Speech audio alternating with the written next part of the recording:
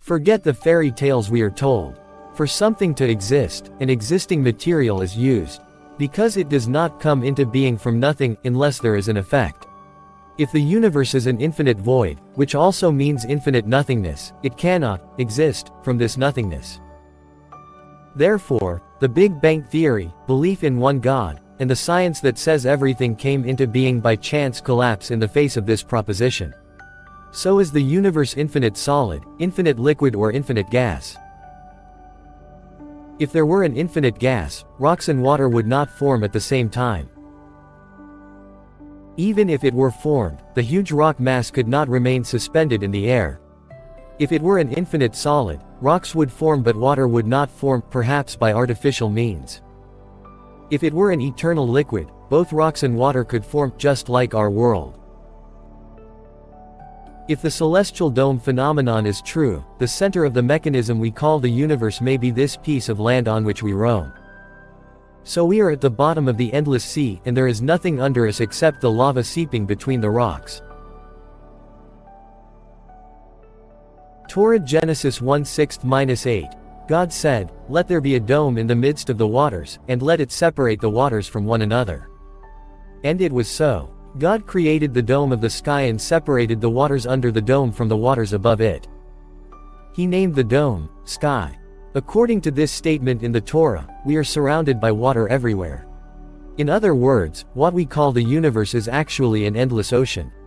It is a huge sphere completely surrounded by glass, just like the liquid compass. It constantly floats in water like a submarine, and due to its mechanism, it stays in the same plane and the same shape no matter where you turn it.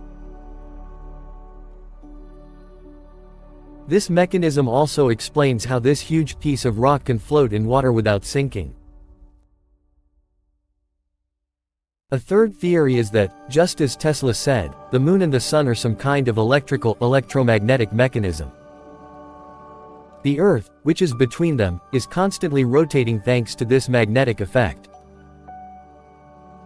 This thesis is also logical, but the question of how this mechanism stands tall in infinite space will remain unanswered. But if we accept the place as the center and fixed, things change, of course.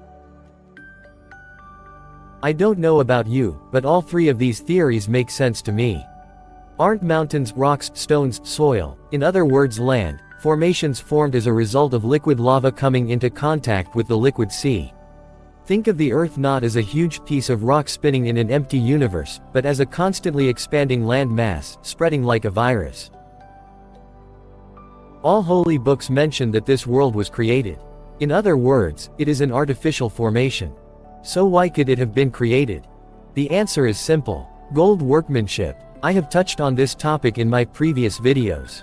I also said that earthquakes could be artificially produced to extract more gold. Each earthquake causes a new volcanic flow, which expands the land and, as it expands, also reveals gold deposits.